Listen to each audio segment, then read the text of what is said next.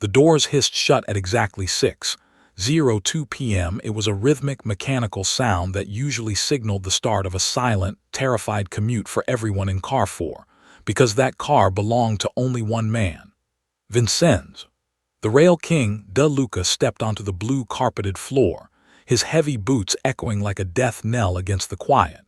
He didn't need to look up to know people were averting their eyes. He didn't need to speak to know his seat would be empty. But tonight the air in the car felt different, cold, brittle. Vincenzo stopped mid-stride. His two bodyguards froze behind him, their hands instinctively moving toward their jackets. There, in the oversized blue leather throne that carried the weight of a criminal empire, sat a girl no older than 6. She wore a soft pink cardigan, her blonde pigtails perfectly neat, and she was clutching a plush bunny as if she didn't have a care in the world. Vincenzo stared. He had ordered executions from that seat. He had decided the fate of the city's docks from that seat. To anyone else, sitting there was a death sentence, a direct challenge to the Rail King's blood-soaked authority. The passengers held their breath, waiting for the explosion, waiting for the girl to be tossed aside like trash. But Vincenzo didn't roar. He didn't move. Instead, he felt a phantom pain in a part of his heart he thought had turned to stone 20 years ago. As the train lurched forward, the little girl looked up, gave him a warm, toothy smile, and patted the cushion next to her. "You look tired, mister," she whispered. "Do you want to sit down?" Vincenzo's jaw tightened. His pulse hammered against his collar. For the first time in his life, the most powerful man in the city was paralyzed, not by a rival's bullet, but by a child's invitation. He didn't answer his men when they asked for the signal to remove her. He didn't need to, because in that moment he realized he wasn't looking at a passenger. He was looking at a mirror of the life he had lost. Stay with me until the end, because the choice Vincenzo De Luca made on this 40-minute commute didn't just shock the city. It uncovered a secret buried under the tracks that will make your heart stop and start again. Before we begin, don't forget to like this video, hit subscribe, and comment where you're watching from. Now let's get started. The 6:02 Express out of North Station was more than a mode of transport. It was a moving cathedral of silence, a steel sanctuary where the laws of the city were suspended in favor of one man's iron whim. For 15 years, Car 4 had been the de facto office of Vincenzo De Luca. Regular commuters knew the rules as if they were written in blood on the windows. You do not look at him. You do not speak unless spoken to, and under no circumstances do you ever sit in the blue leather armchair at the far end of the car. That seat, positioned perfectly to watch the blur of the city through the glass while maintaining a view of both exits, was the Rail King's throne. It was a symbol of an empire built on the movement of freight, the smuggling of secrets, and the absolute removal of anyone who stood in his way. Vincenzo stepped through the sliding doors as the train began its slow crawl out of the station. He was a man of immense, heavy presence. His dark three-piece suit stretched over shoulders that had carried the weight of 1,000 hard decisions. Behind him, two shadows followed, men in identical black suits and light-shielding glasses, their faces as expressionless as the concrete pillars passing by outside. They were the enforcers of the king's peace, the silent guarantee that the world would remain exactly as Vincenzo demanded it. As he moved down the aisle, the familiar sound of his boots on the blue carpet usually acted as a signal. Passengers would suddenly find the floor incredibly interesting, shifting their weight and tucking their bags closer to their legs, clearing a path for the man who owned the very air they were breathing. But tonight, the path didn't clear with the usual mechanical precision. Vincenzo felt a strange ripple in the atmosphere, a lack of the usual submissive tension. As he approached the rear of the car, his pace slowed. His jaw, already set in a permanent clench, tightened until the muscles throbbed. He stopped 5 feet from his designated seat, and for the first time in a decade, the Rail King looked genuinely bewildered. The seat was occupied. It wasn't occupied by a rival looking for a fight, nor by a federal agent looking to make a point. In the middle of the premium blue leather sat a little girl. She couldn't have been more than 6 years old. She was a tiny splash of pastel in a world of gray and black, wearing a soft pink cardigan that looked like a cloud against the harsh industrial interior of the train. Her light blonde hair was pulled into two neat pigtails, secured by shimmering ribbons that caught the flickering overhead lights. She wasn't just sitting in the seat. She was inhabiting it with a level of comfort that was bordering on the divine. In her lap, she held a plush pink bunny, its fur matted from years of being squeezed by small hands. She was looking out the window, a warm, relaxed smile on her face as she watched the graffiti-covered walls of the industrial district begin to give way to the suburban sprawl. She looked utterly, terrifyingly at peace. Vincenzo's bodyguards moved forward, their frames looming over the small child like two vultures circling a lamb.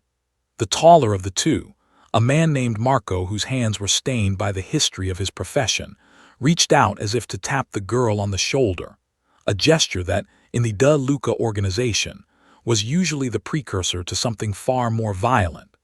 But before Marco's hand could make contact, Vincenzo raised a single, gold-ringed finger. The command was silent and absolute. The guards froze. Vincenzo stepped closer, his shadow falling over the girl and eclipsing the sunlight streaming through the window. He looked down at her, his eyes searching for the fear he was accustomed to seeing. He expected her to jump, to scramble away, to realize she had accidentally walked into a lion's den. He expected a mother to come rushing out from the next row, weeping and apologizing for the intrusion. But there was no mother. There was only the girl. Leela Morty turned her head away from the window and looked up at the man standing over her. She didn't flinch. She didn't even stop smiling. Her eyes were a deep, clear blue, reflecting a world that hadn't yet been broken by the things Vincenzo knew too well. To Leela, the man in front of her wasn't the rail king who decided which businesses lived and which burned. He was just a man in a very nice suit with a very tired face. The silence in car 4 became a living thing, thick and suffocating. The other passengers, who had been watching the scene through the corners of their eyes, held their breath. They knew the history of Vincenzo De Luca. They knew about the man who had been thrown from a moving train for less than this. They knew that the forbidden seat was a boundary that defined Vincenzo's power, and to see a child sitting in it felt like watching someone dance on the edge of a cliff. The contrast was almost too much for the brain to process. The soft, innocent pink of the girl's sweater against the cold, lethal black of the Mafia boss's suit. Vincenzo felt his pulse hammering in his ears, a rhythmic thud that matched the clicking of the tracks beneath them. He was looking at the pigtails, at the small, sturdy shoes that didn't even reach the floor, and at the way she held that bunny. It was an assault on his reality. For 23 years, he had operated on the principle that the world was a predatory place, that everything was territory, and that respect was only earned through the fear of loss. But this little girl wasn't playing by those rules. She didn't know the rules existed. His jaw remained clenched, but the furrows in his brow began to shift from anger to something far more dangerous: recognition. A memory, long buried under layers of cynicism and blood, began to claw its way to the surface. He remembered another girl, another pink sweater, and a train ride a long time ago that hadn't ended in a safe suburban station. "Mister," the girl said, her voice small but remarkably steady in the hushed car, "are you looking for a place to sit?" Bodyguards shifted, their disbelief turning into a restless energy. They were waiting for the signal to end the farce, to restore the order of the Rail King's world. But Vincenzo remained motionless, caught in the gravity of the girl's innocence. He looked at the seat, then back at her, and for the first time in his life, he realized that no one had died, and that was exactly why this was the most terrifying moment of his career. His power was absolute over the fearful, but against this, it was useless. He stood in the center of the car, the king without a throne, staring at a child who had unknowingly started a war within his soul. The silence that descended upon Car 4 was not merely the absence of noise. It was a heavy, suffocating pressure that seemed to drain the very oxygen from the air. In the world of Vincenzo De Luca, Silence was usually a tribute paid by the frightened, a practiced holding of breath that occurred whenever he entered a room. But this silence was different. It was the sound of a vacuum, a collective gasp frozen in time as every passenger on the 602 Express watched the impossible unfold. The rhythmic clicking of the train wheels against the iron tracks, usually a background hum, now sounded like the ticking of a countdown clock, each mechanical beat punctuating a standoff that shouldn't have existed. A few rows back, a businessman in a gray suit gripped his briefcase so tightly his knuckles turned a ghostly white. He had been riding this line for 5 years, and had seen Vincenzo's men break a man's arm for merely sitting too close to the king's peripheral vision. He stared intently at the back of the seat in front of him, his eyes wide, praying that the impending explosion wouldn't involve shrapnel. Beside him, an elderly woman clutched her rosary beads inside her coat pocket, her lips moving in a silent, frantic prayer. The passengers were a gallery of statues, paralyzed by the proximity of a violence they knew was coming. They understood the physics of the Rail King's world. For every action, there was an equal and devastating reaction. By taking that seat, the little girl had disturbed the gravity of the city's underworld, and everyone in the car expected the collapse to be total. But while the passengers were frozen in fear, the two men standing behind Vincenzo were vibrating with a different kind of energy. Marco and Sal, the Rail King's primary enforcers, were men built from granite and shadow. To them, the little girl in the pink cardigan wasn't a child. She was a breach in security, a stain on their boss's reputation, and a direct insult to the power they spent their lives projecting. Marco's jaw was a jagged line of restrained fury. He could feel the eyes of the other passengers on them, and to him, every second that the girl remained in that seat was a second where the De Luca name lost its potency. In their world, if the king didn't claim his throne, he wasn't a king anymore. Marco's hand hovered near the lapel of his jacket, his fingers twitching toward the concealed weight of his weapon. It wasn't that he wanted to hurt the child, even a man as hardened as he had certain lines, but the disorder of the situation was physically painful to him. He looked at the back of Vincenzo's head, waiting for the slight nod, the tilt of the chin, or the subtle shift in shoulder tension that would signal the correction.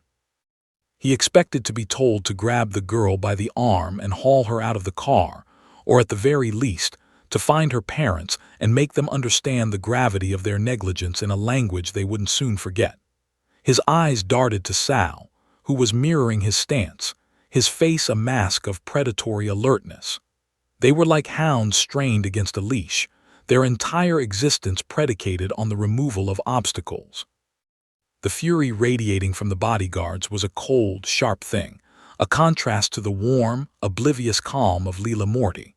Sal felt a bead of sweat roll down his temple. The humiliation of the delay was mounting. He imagined the stories that would circulate in the bars of the North End by midnight. How the Rail King stood humbled by a girl with pigtails. He felt the urge to growl, to bark a command that would shatter the girl's smile and restore the natural order of things. To these men, innocence was just another word for vulnerability, and vulnerability was something to be exploited or eliminated. They didn't see the pink bunny. They saw a target that was making them look incompetent. Vincenzo, however, remained a wall of absolute stillness, and that stillness was what truly terrified his men. He could feel the restrained fury of Marco and Sal behind him. It was a familiar heat, one he had stoked in them for years. He knew they were waiting for the kill order, or at least the eviction order. He knew that the passengers were watching, waiting for the monster to show his teeth. But the sound of the silence was whispering something else to him. It was highlighting the absurdity of his own life. The fact that his entire empire, his vast network of docks and warehouses, and the loyalty of hundreds of soldiers were all currently balanced on the question of whether or not he would bully a 6-year-old for a chair. The train surged as it rounded a bend, the metal groaning under the strain, yet the silence in the car remained unbroken. A young woman near the front of the car had pulled out her phone, her thumb hovering over the emergency dial, her eyes darting between the girl and the massive, silent man in the three-piece suit. She, like everyone else, was waiting for the sound of a scream or the heavy thud of a body. The air was so thick with the scent of expensive cologne, industrial grease, and the faint, sweet smell of the girl's bubblegum that it felt like a physical weight. Marco took a half step forward, the carpet muffled his footfall, but the intent was loud as a gunshot. He leaned in toward Vincenzo's ear, his voice a low, gravelly rasp that barely carried over the hum of the engine. "Boss," he whispered, "let me handle this. We'll be at the next stop in 4 minutes. I'll have her out of here before the doors open." He reached out, his thick fingers splaying as if to grip the edge of the blue leather seat, his eyes locked on the girl with a terrifying, professional coldness. Vincenzo didn't turn around. He didn't even blink. But his hand shot out with the speed of a striking viper, his fingers wrapping around Marco's wrist in a grip that would leave deep, purple bruises. The force of it stopped the bodyguard mid-motion, pinning his arm in the air. The silence in the car deepened, if such a thing were possible. The enforcer's fury hit a wall of the boss's iron will, and for a moment the only sound was the heavy, rhythmic breathing of men who lived and died by violence. Vincenzo's eyes never left Lila's. He was listening to the silence, and for the first time in 15 years, he found that he preferred it to the sound of his own name being feared. He realized that the silence wasn't for him anymore. It was for her, and he would break anyone who dared to interrupt it. Lila clutched Barnaby the bunny tighter, burying her chin in the soft, worn faux fur of his head. Barnaby was missing one button eye and smelled faintly of the strawberry milk she had spilled on him 3 days ago, but he was the only thing that felt solid in a world that had suddenly become very large and very confusing. To a 6-year-old, the 602 Express wasn't a vessel of social hierarchy or a mobile office for the criminal underworld. It was a giant, silver worm that ate people up at one end of the city and spat them out at the other. She knew she was supposed to stay with her mother, but the crowd at North Station had been a chaotic sea of trench coats and rushing umbrellas. One moment she was holding a warm hand, and the next, she was being pushed toward the open doors of the train by a wave of commuters who didn't look down. She had wandered into car 4 because it looked the nicest. It was quiet here, unlike the other cars where people were shouting into their phones or crinkling loud newspapers. When she saw the big blue chair at the end of the aisle, it reminded her of her grandfather's recliner, the one he used to sit in when he told her stories about knights who lived in the clouds. It looked safe. It looked like a place where a tired girl could wait for her mother to find her. So she had climbed up, her small shoes leaving faint dusty prints on the premium leather, and settled in to watch the world go by. Lila was tired, the kind of deep, bone-weary exhaustion that comes from being small in a world built for giants, and the rhythmic swaying of the train was almost enough to make her forget that she was technically lost. When the shadow fell over her, she didn't feel the surge of terror that was currently paralyzing every other person in the car. She didn't know that the shadow belonged to Vincenzo De Luca, a man whose name was a synonym for a burial at sea. She only knew that the light from the window had been blocked by someone very tall. Looking up, she saw a man who looked like he was carved out of the same dark stone as the city buildings. His suit was the color of a stormy night, and his face was full of lines that looked like they had been etched there by a very sharp knife. To Lila, he didn't look like a king or a killer. He looked like a man who had forgotten how to breathe properly. She watched him with the unfiltered clarity that only children possess. She saw the way his jaw was clamped shut, like a chest full of secrets he didn't want anyone to see.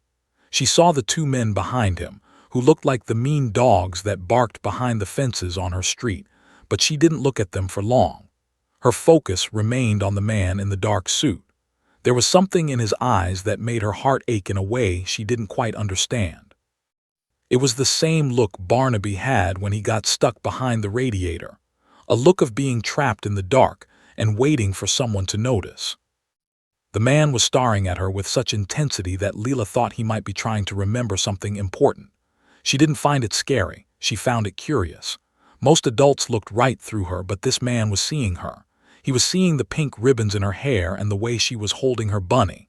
Leela felt a sudden, overwhelming wave of sympathy for him. He looked so stiff, so heavy, as if the air around him was made of lead. She wondered if he had lost his mother in the crowd, too. He looked like he hadn't had a hug in 100 years, and that thought made her bottom lip tremble just a little bit, not out of fear for herself, but for him.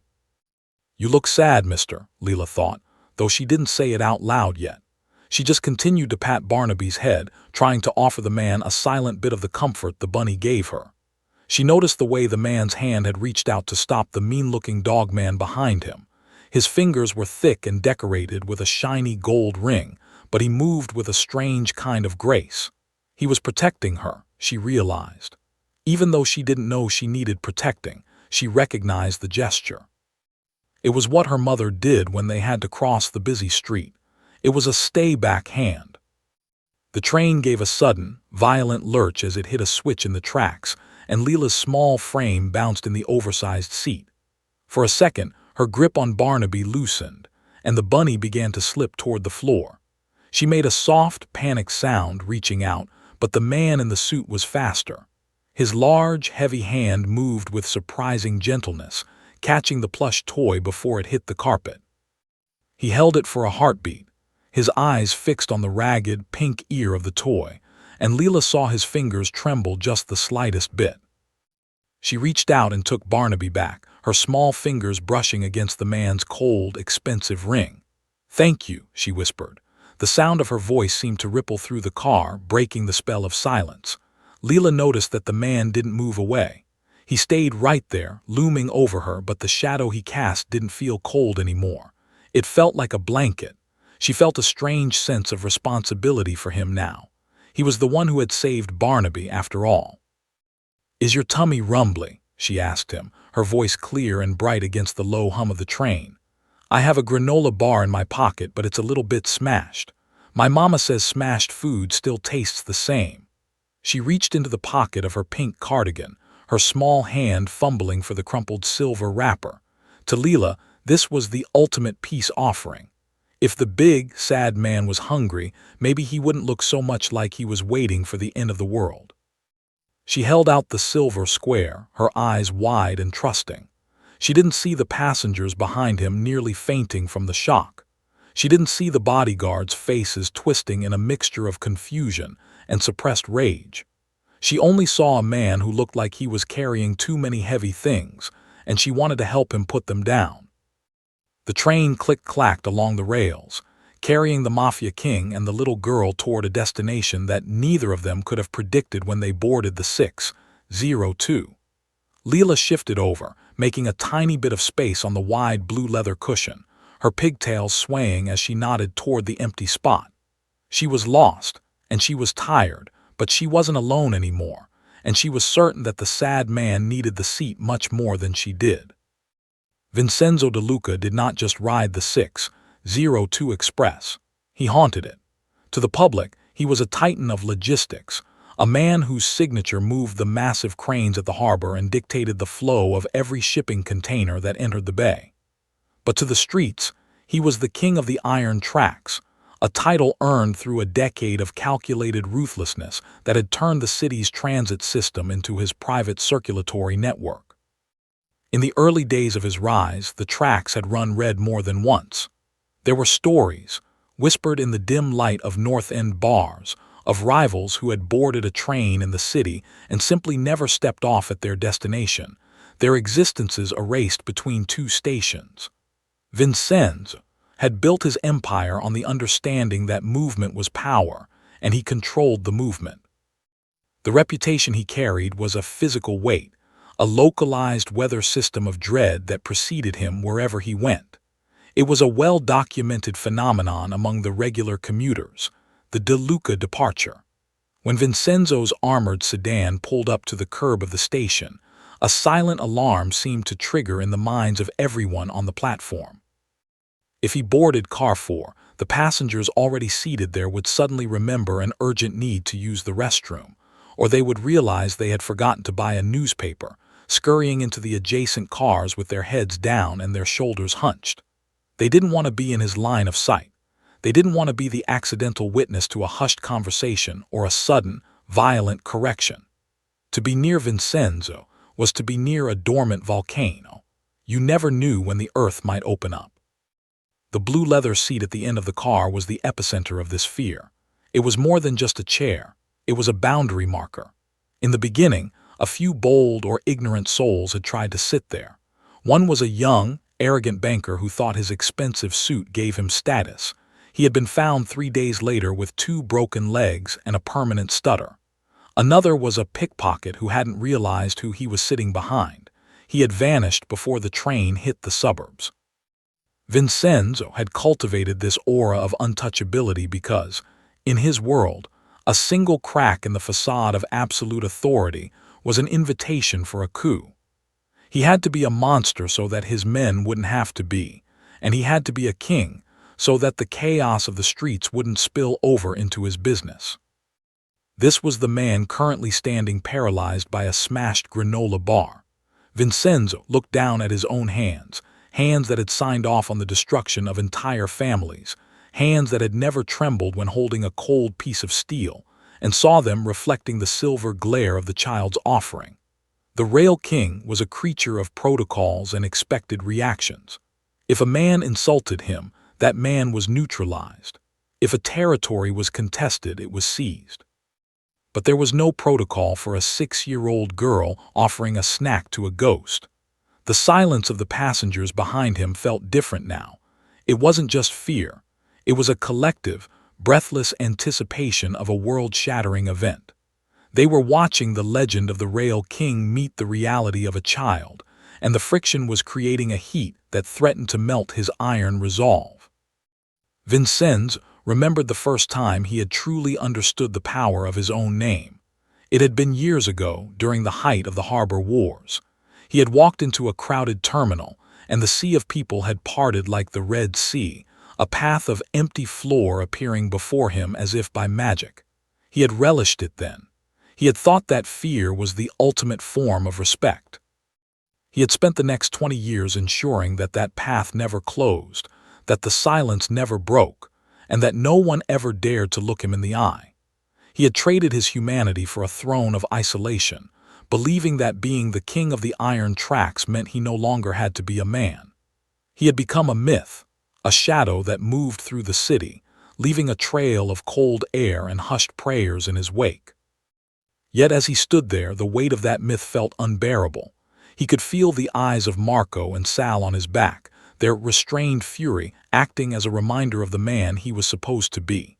They wanted the king. They wanted the man who would sneer at the child and command the car to be cleared.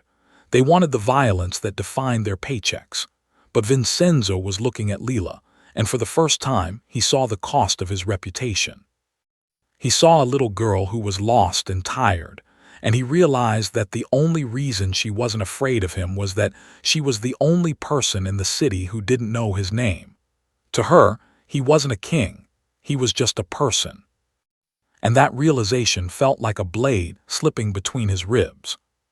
He thought of the hundreds of thousands of miles he had traveled on these tracks, always in this car, always in that seat, always surrounded by people who would rather jump from the moving train than speak to him. He had won the war for control, but he had lost the world. The clicking of the tracks seemed to mock him now, a steady, mechanical reminder of the repetitive, cold life he had built. Every station passed was another opportunity he had missed to be something other than a monster. He had become so powerful that he had moved himself right out of the human experience, becoming a landmark of fear instead of a living soul. Leela shifted again, her pigtails bobbing as she tilted her head, still holding out the granola bar. The Rail King looked at the blue leather seat, the seat that had seen the rise and fall of his empire, and saw that it was small. It was just a piece of furniture in a metal box hurtling through the dark. It wasn't a throne, and he wasn't a king. He was just a man who had spent too much time in the cold. The reflection in the dark window showed a heavy-set man with a clenched jaw, but the eyes in the reflection looked like they belonged to someone who was drowning. He realized then that if he didn't take the granola bar, if he didn't sit down, he would spend the rest of his life on this train, moving forever but never actually going home. Vincenzo De Luca had spent 2 decades perfecting the art of forgetting. He had buried his past under layers of cold marble, expensive silk, and the heavy, metallic scent of the shipping yards.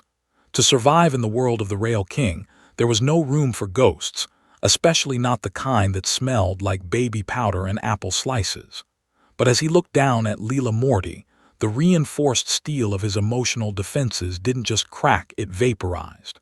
It was the pigtails that did it. They were slightly uneven, the one on the left sitting a fraction of an inch higher than the right, secured by ribbons that had seen better days. It was a small, human imperfection that acted as a key, turning a lock in a door Vincenzo had sworn would remain sealed until the day he was lowered into the ground. Suddenly, the gray, industrial interior of Carrefour began to bleed away, replaced by the vivid, painful colors of a memory from 20 years ago. He wasn't the Rail King then. He was just Vincent, a man with a burgeoning business and a daughter named Sophia who thought he was the center of the universe. Sophia had possessed that same defiant innocence, that same terrifying ability to look at a man like him and see only a father. He remembered a Saturday morning in a kitchen flooded with golden light, his large, clumsy fingers struggling to tie ribbons exactly like the ones Lila wore.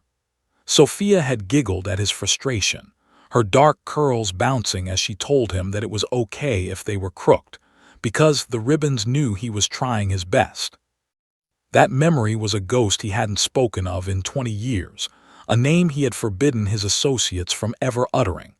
Sophia had been 8 when the world of the tracks had claimed her. It hadn't been a direct hit. Vincenzo's enemies had never been bold enough for that, but a calculated piece of collateral damage during a territorial dispute at the docks.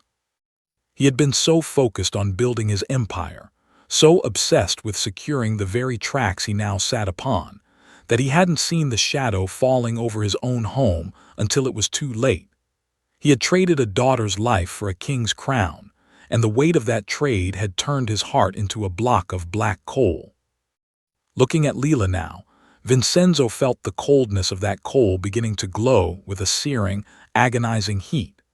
Every detail of the little girl in front of him felt like a message from the grave. The way she tilted her head was Sophia's tilt.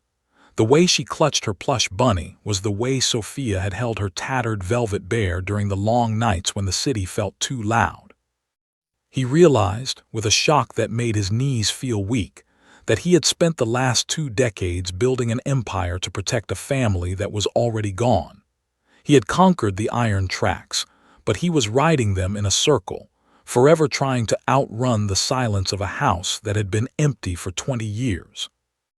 The granola bar she held out was a silver mirror, reflecting the man he used to be before the blood, and the business had stripped him of his name.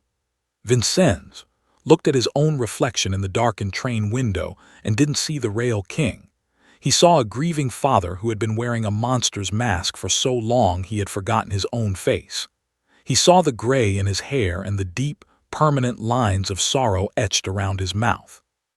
He had become a legend of the underworld to hide the fact that he was a man who had failed at the only job that ever mattered. He had protected the cargo, the territory, and the profits, but he had let the light of his life go out in a cold hospital room while he was away making a deal.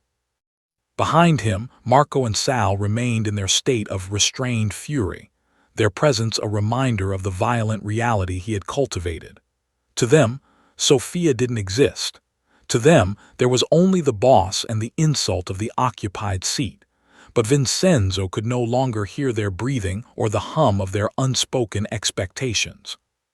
The only sound in his universe was the rhythmic clicking of the train tracks, which now sounded like a heartbeat, Sophia's heartbeat, slow and fatting, just as it had sounded in those final moments. He remembered holding her hand, a hand as small and soft as Lila, and promising her that he would make the world safe. He had kept that promise in the darkest way possible, by becoming the thing that everyone else feared, believing that if he was the most dangerous man in the city, nothing could ever hurt him again. Leela's pigtails bobbed as she took a small, impatient breath, her arms still extended. Vincenzo's chest tightened until it felt like his ribs might snap. He realized that for 20 years he had been a ghost haunting his own life, moving through the world without touching it, afraid that if he felt anything, the grief would swallow him whole. But this little girl, with her crooked ribbons and her smashed granola bar, was forcing him back into the light. She was treating him like a human being, and the sheer novelty of it was more terrifying than any assassination attempt he had ever survived. She didn't see the blood on his hands. She only saw a man who looked like he needed a seat and a snack. Vincenzo's eyes blurred, the flickering lights of the passing stations turning into streaks of ghostly white. He thought of all the times he had sat in this very seat, planning the downfall of his enemies, never realizing that he was sitting in the middle of his own tomb. The blue leather was cold, the air was stale, and the power he wielded was a hollow, empty thing. He looked at Leela's blue eyes, so full of a simple, uncomplicated trust, and felt the last of his Rail King persona beginning to dissolve. He wasn't a king. He was a man who had been lost for 20 years, and a child had just found him in the dark. The memory of Sophia's laugh echoed in his ears, mixing with the mechanical groan of the train. He understood now that he had been waiting for this moment without knowing it. He had been waiting for someone to break the rules, to ignore the reputation, and to see the man behind the myth. He looked at the empty space Leela had made for him on the blue leather cushion, a space that felt like a sanctuary. He thought of his daughter's final whisper, a plea for him not to be sad, and he realized that by remaining a monster, he was failing her all over again. The pigtails, the bunny, the silver wrapper, they were a second chance, a hand reaching out from the past to pull him back from the edge of the abyss. He didn't know if he could ever be Michael Rodriguez again, but he knew he could no longer be Vincenzo De Luca. The atmosphere in Car 4 had transitioned from a tense standoff into something far more volatile. It was no longer just about a seat. It was about the fundamental laws of the De Luca hierarchy being openly defied in front of a dozen witnesses. Marco, whose entire sense of self was tied to his role as the Rail King's primary shield and sword, felt the eyes of the passengers burning into the back of his neck. He could hear the unspoken judgment of the room. To Marco, every second Vincenzo stood there, staring at a granola bar like a man in a trance, was a second the empire bled. He saw the way the boss's eyes had gone glassy, the way his jaw had softened, and it terrified him. He didn't see a man reconnecting with his humanity. He saw a leader whose armor had finally developed a fatal crack. Sal, standing slightly to the left, shifted his weight, his leather shoes creaking in the silence. The sound was like a starter's pistol. Marco decided that if the boss was too paralyzed by some sudden, inexplicable sentimentality to protect his own reputation, then it was up to his soldiers to do it for him. He believed he was being loyal. He believed that by removing the source of the distraction, he was saving Vincenzo from a moment of public weakness that would be whispered about in every backroom and warehouse from here to the Jersey shipyards. He didn't understand the ghosts Vincenzo was currently wrestling with. He only understood that a child was sitting where she shouldn't be, and the world was watching. Marco took a long, deliberate step forward. His shadow stretched across the blue carpet, darkening the pastel colors of Leela's cardigan. He didn't look at Vincenzo. He kept his eyes fixed on the little girl, his expression a mask of professional, sterilized aggression. Leela's hand was still extended, the silver wrapper of the granola bar glinting in the afternoon light, but as Marco loomed over her, the smile on her face finally began to falter. She was small, but she wasn't blind. She felt the sudden shift in the air, the change from the sad man's quiet contemplation to the dog man's sharp, biting intent. She pulled the granola bar back slightly, her small fingers curling protectively around the silver foil. "That's enough of this," Marco growled, his voice a low, serrated edge that cut through the hum of the train's engine. He didn't wait for a command. He reached out with a hand that had broken bones and crushed spirits, his thick fingers splaying as he targeted Leela's upper arm. His intent was to hoist her out of the seat with one swift motion, to deposit her in the aisle and march her toward the next car, effectively ending the charade and restoring the Rail King's throne to its rightful owner. To Marco, it was a simple logistics problem. Remove the obstruction, restore the flow. The passengers gasped. The businessman with the briefcase actually closed his eyes, unable to watch the physical violation of a child's innocence. The elderly woman stopped her rosary prayers, her hand frozen over her heart. It was the moment everyone had been waiting for, the inevitable return of the monster. The world felt like it was tilting, the iron tracks beneath them screaming as the train hit a high-speed curve. But inside the car, time seemed to slow to a crawl. Marco's hand was inches from Leela's shoulder, his shadow completely engulfing her, when the air was suddenly displaced by a movement so fast it was almost invisible. Vincenzo didn't use a weapon, he didn't use a shout, he simply moved. His large, heavy hand shot out not to strike but to intercept. He caught Marco's wrist in midair, his thumb and forefinger locking around the bone with the precision of a steel trap. The impact made a dull, fleshy sound that echoed through the silent car. Marco's momentum was stopped instantly. His arm jerked back with such force that he stumbled to the side. For a heartbeat, the two men stood locked in a silent struggle, the soldier and the king, the past and the present. Marco's eyes went wide, his mouth hanging open in shock. He looked at Vincenzo, expecting to see a joke or a temporary lapse in judgment, but what he found was a gaze so cold and lethal it made his blood turn to ice. "Don't," Vincenzo said. It was a single word, spoken in a whisper that carried more weight than any roar he had ever unleashed. It wasn't a suggestion. It wasn't a business directive. It was a declaration of war against his own world. The silence that followed was absolute. Vincenzo didn't let go of Marco's wrist. He squeezed, his gold ring pressing into the skin, until the bodyguard's fingers began to turn blue. He was making a public choice. In front of the commuters, the witnesses, and his own enforcers, Vincenzo De Luca was choosing a child over his empire. He was choosing the memory of Sofia over the reputation of the Rail King. He was choosing the light of a smashed granola bar over the darkness of a blood-soaked throne. Marco tried to speak, his voice failing him. "Boss, the seat, everyone is watching." "Let them watch," Vincenzo replied, his voice growing steadier, gaining a resonance that hadn't been there for 20 years. He slowly lowered Marco's arm, forcing the man to step back, to retreat into the shadows where he belonged. Vincenzo then turned his back on his men, a gesture of supreme vulnerability and supreme power. He looked at Leela, who was watching him with wide, trembling eyes. The plush bunny was clutched so tightly to her chest that its ears were bent. She looked like she was on the verge of crying, the reality of the danger finally beginning to seep into her small world. Vincenzo's jaw was still clenched, but the lines around his eyes were no longer those of a predator. He looked at the empty space on the blue leather seat, the space Leela had offered him. He knew that by sitting down, he was abdicating his throne. He was telling the city that the Rail King could be reached. He was telling his enemies that he had something to lose. But as he looked at Leela's pigtails, he realized he didn't care. The tracks were long, the city was cold, and he had been standing for far too long. He reached out, his fingers brushing against the silver granola bar wrapper.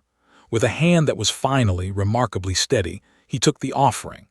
Then slowly, with the weight of 20 years of grief finally beginning to lift, Vincenzo De Luca sat down. He didn't sit in the center of the throne. He sat on the edge, leaving plenty of room for a little girl and a plush pink bunny. The train roared on through the twilight, the clicking of the tracks sounding less like a countdown and more like a path forward. He had made his choice, and though he knew the world would come for him for it, for the first time in 2 decades, he wasn't afraid. Vincenzo De Luca sat on the edge of the blue leather cushion, feeling the unfamiliar give of the upholstery beneath his weight. For 15 years, this seat had been a site of cold calculations and whispered threats, but now, with a 6-year-old girl sitting inches away, it felt like a foreign country. He held the smashed granola bar in his hand as if it were a fragile piece of ancient glass. Beside him, Leela Morty watched him with a mixture of curiosity and lingering caution, her eyes darting briefly to the two dark-suited men who had retreated into the shadows of the aisle. The Rail King was used to people trembling in his presence, but the way this child looked at him, expectant, open, and entirely unimpressed by his reputation, was the most disarming thing he had ever experienced. The train gave a rhythmic lurch as it navigated a series of switches, and the silence of the car, once heavy with dread, began to soften into a strange, domestic stillness. Vincenzo realized he was holding his breath, his body still coiled with the tension of the man he had been only moments ago. He looked down at the granola bar, the silver foil crinkling under the slight pressure of his thumb. He felt the weight of every passenger's gaze on his back, a gallery of witnesses to his abdication. He knew that by sitting here, he was destroying the myth of his own invincibility. But as he looked at the girl, that myth felt like a heavy coat he had finally been allowed to take off. Leela shifted, her small frame bouncing slightly on the seat. She reached out and patted Barnaby the bunny's head, smoothing down a tuft of fur that had been ruffled during the earlier tension. Then she looked up at Vincenzo, her head tilted at that same angle that had haunted his memories. Her voice, when it finally broke the silence, was as clear as a bell, lacking the tremors of fear that usually accompanied any word spoken to the Rail King. "Mister," she whispered, her blue eyes searching his face, "is this your seat? I didn't see a name on it." The question was so simple, so profoundly innocent, that it felt like a physical blow to Vincenzo's chest. In his world, a name didn't need to be written on a seat for it to be owned. Ownership was claimed through blood, through history, and through the sheer force of a man's presence. He had spent his entire life making sure everyone knew exactly which parts of the city belonged to him. But looking at Leela, he realized that his ownership was a hollow thing, a wall built of fear that could be bypassed by a child who simply didn't know the rules. He looked at the vast, empty space of the train car, then back at her small, questioning face. "I used to think it was," Vincenzo replied, his voice sounding raspy and foreign to his own ears. It was the first time he had spoken as a man rather than a boss in decades. "But I think I was wrong. I think it's just a seat." Leela nodded seriously, as if accepting this profound confession as a perfectly logical piece of information.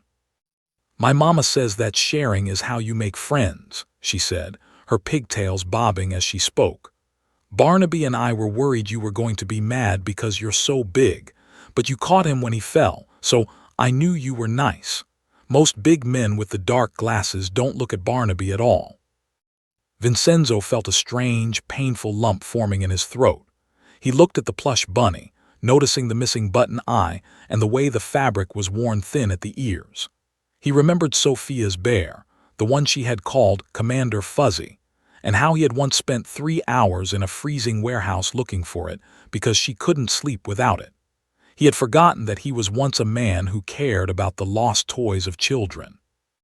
He had replaced that man with a king who cared only for the arrival of shipping containers and the silence of his enemies.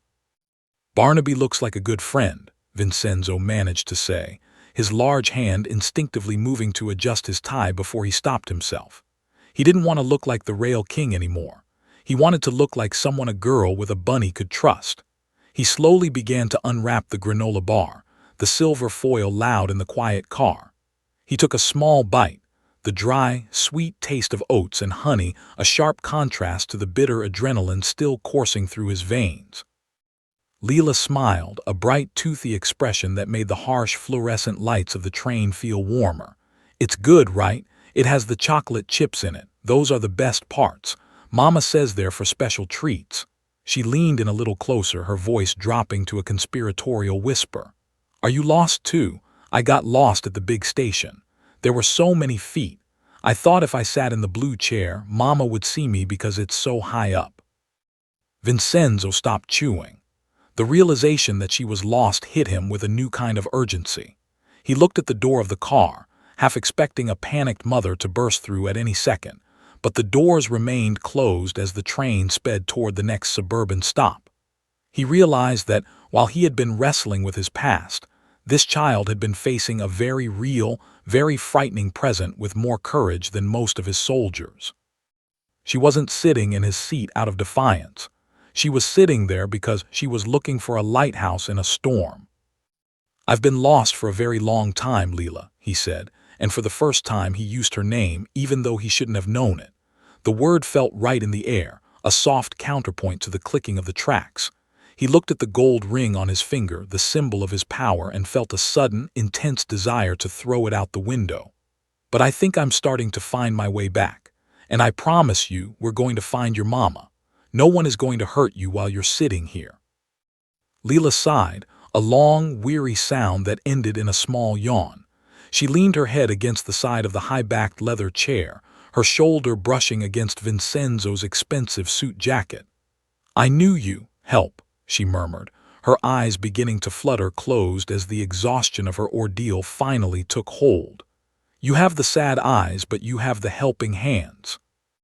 Vincenzo sat perfectly still, afraid that even the slightest movement would break the fragile peace of the moment.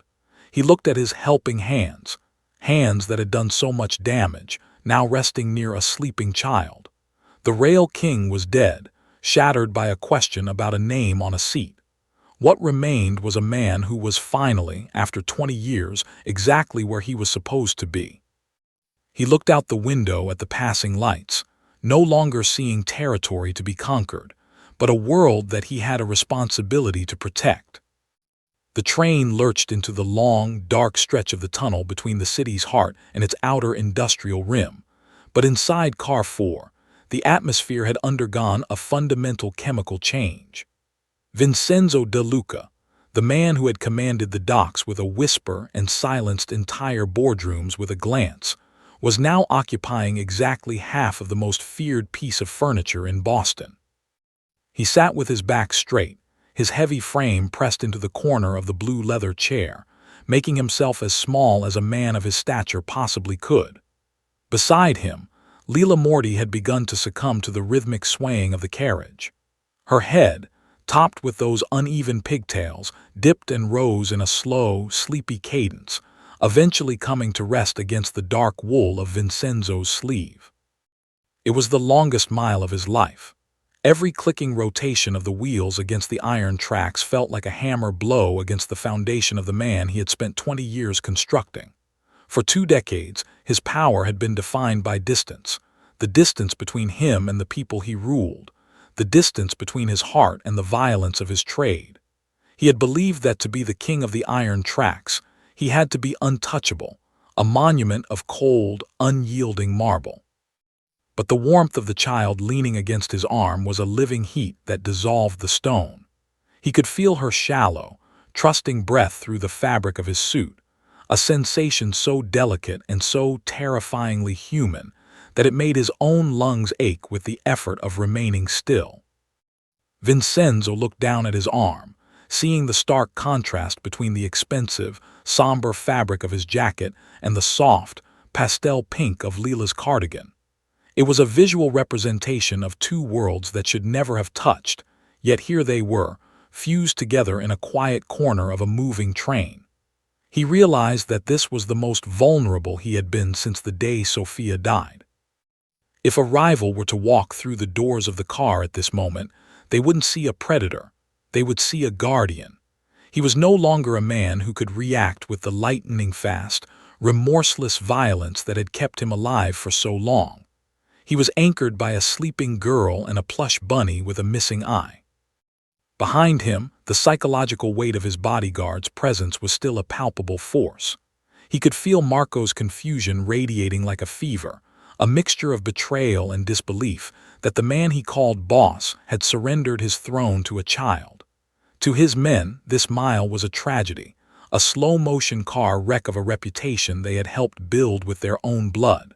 But to Vincenzo, this mile was a bridge. With every passing signal light, he was traveling further away from the Rail King and closer to the father who had once known how to tie ribbons. He began to understand that his throne hadn't been a symbol of power at all. It had been a cage. By making sure no one else could sit here, he had ensured that he would always be alone. He looked at the granola bar wrapper still clutched in his hand, the silver foil crinkled and dull. He thought of the thousands of hours he had spent in this very seat, surrounded by men who would die for him but who would never dare to touch him. He had mistaken isolation for safety.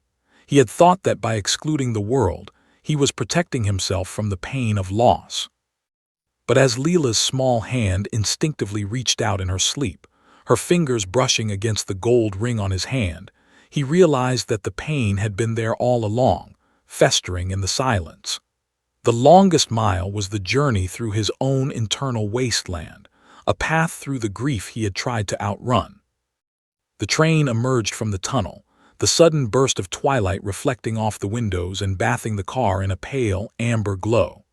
Vincennes watched the shadow of the train as it raced alongside them on the concrete embankment. It looked like a dark, unstoppable beast, but inside, the beast was being tamed by a child's trust. He felt a strange sense of peace settling over him, a calm that was far more powerful than the fear he usually commanded. He was no longer worried about how he looked to the passengers or his men. He wasn't calculating the fallout of this afternoon or the phone calls that would inevitably come from the other families once word of his softness spread.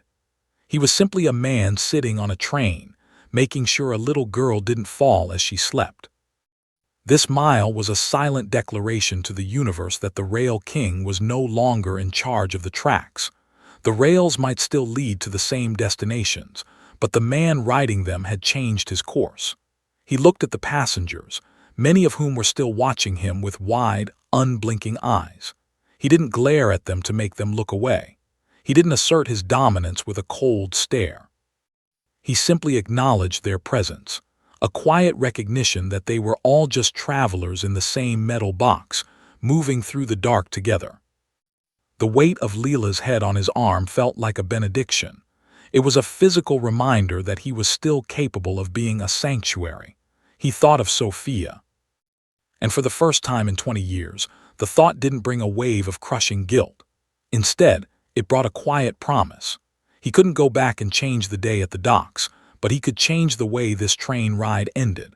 He could ensure that this little girl woke up in a world that was a little bit kinder because he had chosen to sit still.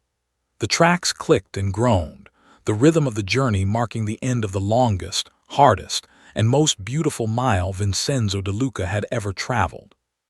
He was no longer the king of the iron tracks, and as he sat there in the fading light, he realized he had never felt more powerful.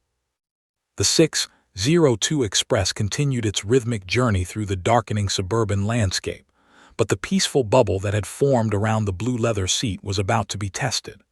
The transition from the Rail King to a guardian had been internal, a silent revolution of the spirit, but in the brutal ecosystem of the city's underworld, perception was the only currency that mattered. To a trained eye, Vincenzo de Luca was no longer a predator on the hunt. He was a target. 3 rows back, partially obscured by the shadow of a high-backed seat, a man named Leo Rossi watched the scene with a cold, predatory hunger.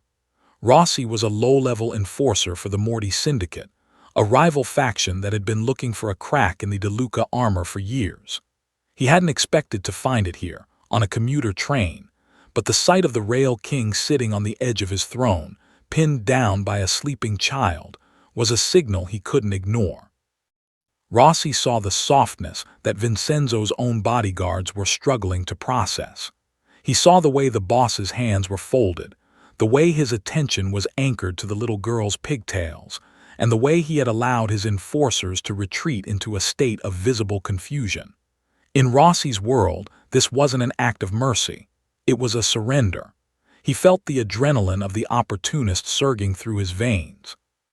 If he could be the one to strike the Rail King while he was compromised, if he could even just humiliate the man in front of a car full of witnesses, his status in the Morty family would skyrocket. He reached into the deep pocket of his leather jacket, his fingers brushing the cold, serrated edge of a folding knife. He didn't intend to kill Vincennes.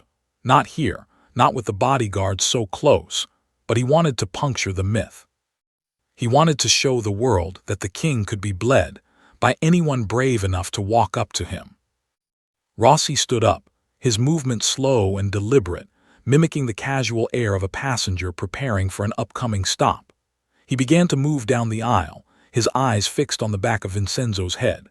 The air in the car, which had just begun to settle into a fragile peace, tightened once again.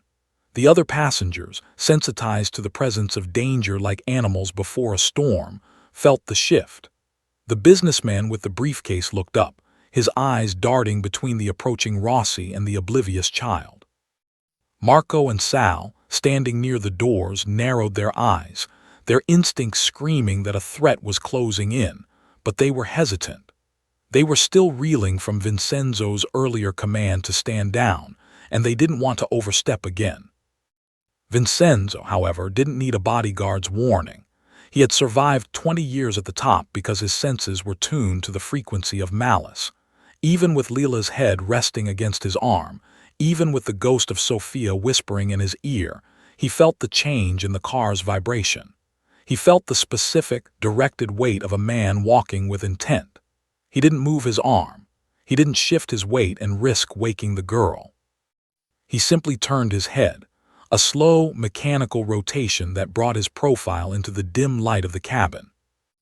As Rossi drew within 6 feet, his hand tightening on the weapon in his pocket, Vincenzo's eyes locked onto him. It wasn't the look of a man caught off guard. It was the look of the Rail King, but refined, sharpened by a new, desperate kind of purpose. The glare that Vincenzo leveled at Rossi was a physical force, a concentrated beam of lethal promise that seemed to freeze the very marrow in the younger man's bones. It carried 20 years of calculated violence, but it was backed by the raw, primal protective instinct of a father who had already lost one daughter and would tear the world apart before he lost another. The glare said everything that words couldn't. It told Rossi that if he took one more step, if he so much as disturbed the air around the sleeping child, the train ride would be the last thing he ever experienced. It was a look that promised a darkness so absolute that the Morty family wouldn't even find enough of him to bury. Vincenzo didn't need to reach for a gun. The sheer intensity of his will, the terrifying clarity of his resolve, acted as a barrier more impenetrable than steel. He was a monster again, but he was a monster standing at the gates of a sanctuary, and his fury was directed solely at anything that threatened to break the child's peace.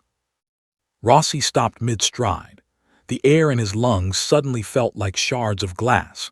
He looked into Vincenzo's eyes and saw a man who was no longer playing by the rules of the business. He saw a man who had transcended the petty politics of the streets and entered a territory of sacred, violent devotion. The knife in Rossi's pocket felt like a toy, a pathetic, useless sliver of metal against the mountain of shadow that was Vincenzo De Luca. The enforcer's bravado evaporated, replaced by a cold, primal terror that urged him to flee. He realized with a clarity that made his knees shake that the weakness he thought he had discovered was actually the most dangerous thing he had ever encountered. The Rail King wasn't vulnerable. He was finally complete. Vincenzo didn't blink. He watched Rossi's eyes dilate with fear, watched the man's hand slowly withdraw from his pocket, and watched as the opportunist began a slow, humiliated retreat. Rossi backed away, his head down, stumbling into an empty seat 3 rows further back than where he had started. He was breathing hard, his face pale, the realization of how close he had come to the abyss finally settling in. The threat had been neutralized without a single word, without a single movement that would have disturbed Lila's sleep. Vincenzo turned his head back to the front, his gaze softening as it returned to the girl. He felt the adrenaline slowly recede, replaced by a quiet, grim satisfaction. He had protected the sanctuary. He had proven to himself that he could still be the monster when the world required it, but that he could use that darkness to serve the light. The passengers, who had watched the silent confrontation with wide-eyed terror, slowly began to exhale. The businessman returned to his briefcase, his hands shaking slightly, and the elderly woman resumed her prayers, her eyes fixed on the man in the blue chair with a new kind of respect. The train began to slow down as the lights of the first major suburban station appeared through the gloom. Vincenzo, felt Leela stir against his arm, her pigtails brushing his cheek as she began to wake from her brief, exhausted slumber. The longest mile was over, but the most important part of the journey was just beginning.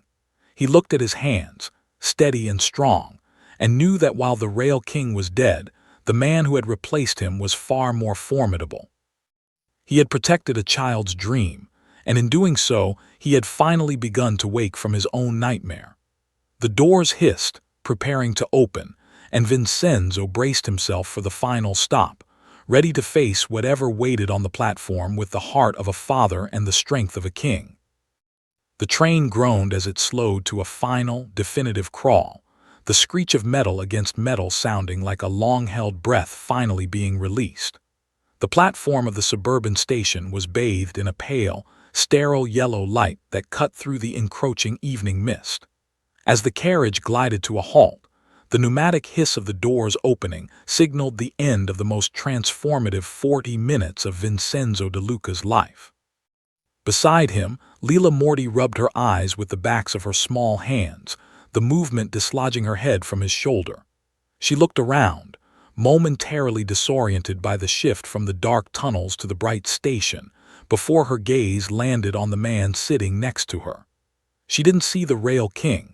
She saw the man who had caught her bunny and shared his silence. Vincenzo stood up slowly, his joints protesting the stillness he had maintained. He stepped into the aisle, but he didn't move toward the exit. Instead, he waited, a massive, dark sentinel blocking the path of any impatient commuter who might try to push past the child. Behind him, Marco and Sal stood ready, their eyes scanning the platform for threats, but their posture had changed. They no longer radiated the sharp, jagged fury of the previous stops. They were watching their boss with a quiet, unsettled awe, sensing that the world they knew had been tilted on its axis. Vincenzo reached down and offered his hand to Leela, his large, scarred fingers engulfing her tiny ones with a gentleness that felt like a sacred vow. "Come," he said, his voice a low, steady rumble. "Let's find your mama." As they stepped onto the platform, the chaos of the station swirled around them, but a pocket of stillness seemed to follow the pair. Vincenzo's presence was still a beacon of authority, and the commuters parted like a retreating tide as he led the little girl toward the station master's office. It didn't take long. A woman was standing near the ticket kiosk, her face a mask of absolute, soul-crushing terror. Her hair was windswept, her coat was buttoned incorrectly, and she was clutching her phone so tightly it looked as if it might shatter. When her eyes landed on the small figure in the pink cardigan, a sound escaped her, a jagged, high-pitched sob that contained the relief of 1,000 prayers. "Leela!" she screamed, her voice breaking as she sprinted across the concrete. Leela let go of Vincenzo's hand and ran, her pigtails bobbing and Barnaby the bunny swinging wildly by one ear. The reunion was a collision of tears and desperate embraces, the mother dropping to her knees to pull the girl into her chest, as if she could physically merge their bodies back together. Vincenzo stood 10 feet away, a silent observer to the kind of raw, unadulterated love that his world usually traded for power. He watched the mother's hands frantically checking Leela's face, her arms, her hair, looking for any sign of the darkness that had almost swallowed her child. For a moment, the Rail King was invisible, just another shadow in the station. Finally, the mother looked up. Her eyes, red-rimmed and brimming with tears, traveled from her daughter to the imposing man in the three-piece suit standing before her. She saw the 2 bodyguards hovering in the background like dark omens. She saw the expensive watch, the gold ring, and the heavy, calculated set of Vincenzo's shoulders. She was a woman of the city. She knew exactly what kind of man she was looking at. She recognized the shadow of the underworld that clung to him like a second skin. Fear flickered in her eyes for a heartbeat, a primal instinct telling her to take her child and run from the monster. But then she looked at Leela, who was pointing at Vincenzo and talking a mile a minute. She heard the words sad eyes and granola bar, and he caught Barnaby. The mother's gaze returned to Vincenzo, but this time she didn't see the boss. She saw the silver wrapper of a smashed granola bar protruding from his vest pocket. She saw the way he was looking at Leela, not with the predatory gaze of a criminal, but with the hollow, aching reverence of a man who had seen a ghost and found it beautiful. She stood up slowly, keeping one hand firmly on Leela's shoulder. She walked toward Vincenzo, stopping just inches from the man who could have had her erased with a phone call. The air between them was electric, heavy with the weight of things that couldn't be said in a crowded station. She looked him directly in the eye, her chin trembling but her gaze steady. "Thank you," she whispered, the words carrying a resonance that cut through the noise of the departing train. "You kept her safe." Vincenzo felt the words settle into the cracks of his heart. He thought of the seat on the train, the throne he had defended with violence for 15 years, and realized it had never been worth as much as this simple, whispered gratitude. He looked at the mother, seeing the fierce, protective fire in her eyes, and then at Leela, who was waving at him with Barnaby's paw. "She kept me safe too," Vincenzo replied, his voice thick with a depth of emotion that startled even him. He reached into his pocket and pulled out a small, embossed card, not his business card, but a private number that very few people in the world possessed. He handed it to the mother, his movements slow and non-threatening. "If you ever need anything, if the world ever gets too loud or too small for her, you call this number. No questions, no debts." The mother took the card, her fingers brushing against his. She understood the weight of the offer. She was being given the protection of the king of the iron tracks, a shield that would guard Leela for the rest of her life. She nodded once, a silent pact formed in the amber light of the station. "My name is Alina," she said softly. "I'm Vincent," he replied, using the name he hadn't claimed since Sophia's funeral. He didn't wait for a response. He turned and walked back toward the train, his strides long and purposeful. He didn't look back, but he could feel Leela's eyes on him until the doors hissed shut once more. As the 6:02 express prepared to return to the city, Vincenzo sat back down in the blue leather chair. It felt different now, no longer a throne of isolation, but a place where he could sit and remember the girl who had asked him if he was tired. He looked out at the passing lights, his jaw relaxed for the first time in 20 years. The Rail King was gone, but the man who remained was finally ready to go home. The return to the DeLuca headquarters, a sprawling glass and steel monolith overlooking the dark waters of the harbor, was usually a silent affair of sharp orders and cold efficiency. But as the elevator climbed toward the penthouse office, the atmosphere felt different. Vincenzo stood in the center of the car, his reflection in the polished metal doors revealing a man who had left the Rail King behind on a suburban train platform. Behind him, Marco and Sal remained quiet, their faces etched with a profound, lingering confusion. They had spent years watching Vincenzo expand his reach through intimidation and the strategic application of terror, yet tonight, they had seen him immobilized by a granola bar and a child's smile. The world they had built together was predicated on the idea that mercy was a fatal flaw, but Vincenzo was beginning to realize that it was the only thing capable of surviving the darkness. When the doors opened, the executive floor was buzzing with its usual nocturnal energy. Phones were ringing, maps of the shipping lanes were being updated, and men with hard eyes were waiting for the boss to sign off on a correction involving a disputed warehouse in South Boston. Usually, Vincenzo would walk through the lobby like a storm front, his silence demanding absolute focus. Tonight, he moved with a slow, deliberate calm. He entered his office, a cavernous room dominated by a desk carved from a single piece of black oak, and sat down. He didn't look at the ledgers or the reports on territory expansion. Instead, he reached into his pocket and placed the silver wrapper of Leela's granola bar on the dark wood. It looked small and insignificant against the symbols of his power, yet it carried more weight than all the gold in his safe. "Marco, Sal, stay," Vincenzo said, his voice quiet but carrying a new, unshakable resonance. The two enforcers stood at attention, their bodies rigid. "Call the captains. Tell them the shipment plan for the North End tonight is canceled, and the dispute over the warehouse, tell the Valenti family we're stepping back. No violence. No retaliation." The silence that followed was heavy with shock. To the DeLuca organization, stepping back was unheard of. It was a sign of weakness that usually invited a massacre.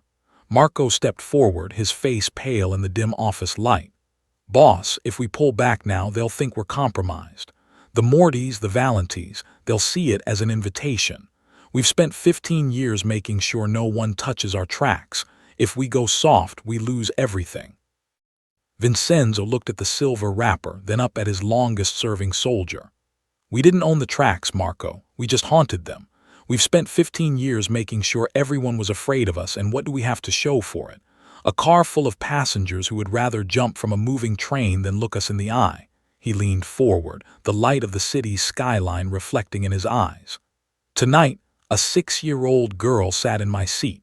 She wasn't afraid. She didn't know I was a monster, so she treated me like a man. And for the first time in 20 years, I felt like one."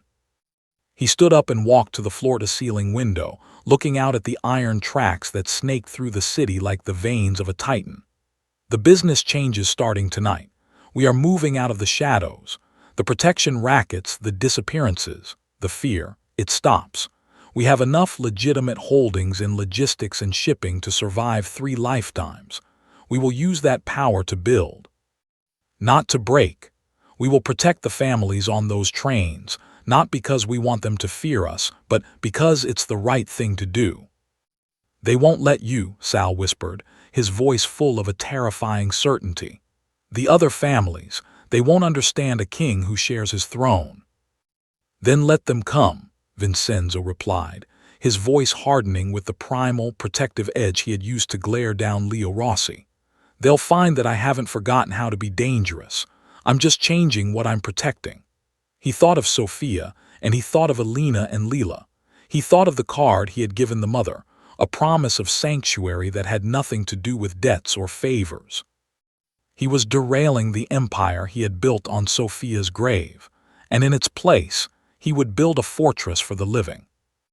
Over the next few hours, the orders began to ripple out through the organization. It was a surgical dismantling of the DeLuca terror. Assets were shifted, violent contracts were torn up, and men who had spent their lives as predators were told they were now guardians. There was resistance, of course. There were whispers of a coup, and there were late-night phone calls from rival bosses who thought Vincenzo had finally lost his mind. But the Rail King moved with a terrifying, renewed focus. He wasn't acting out of a sudden, flighty whim. He was acting with the clarity of a man who had finally found his way home after 2 decades in the wilderness. He spent the rest of the night in his office, looking at the city he had once tried to conquer. He realized that true power wasn't about the seat you occupied. It was about the peace you could provide to those who sat around you. He thought of Leela's pigtails and the way she had offered him a smashed snack as if it were a king's ransom. She had been the only person in the city brave enough to take his seat, and in doing so, she had forced him to see that his throne was just a chair in a cold, lonely car. By dawn, the transition had begun. The DeLuca name was still feared, but the nature of that fear was shifting into something approaching respect. Vincenzo looked at the granola bar wrapper one last time before tucked it into his desk drawer, right next to a photograph of a little girl with dark curls and a crooked ribbon that he hadn't looked at in 20 years. He stood up, adjusted his suit, and walked toward the elevator. He didn't need the bodyguards to lead the way anymore. He was going back to the station. He wanted to ride the 602 Express again, not as a king, but as a passenger, a man who knew that the most important journey wasn't measured in miles, but in the courage to be kind in a world that rewarded the cruel. The Rail King had been derailed, and as the morning sun hit the iron tracks, the city looked like it was finally waking up from a very long, very dark dream.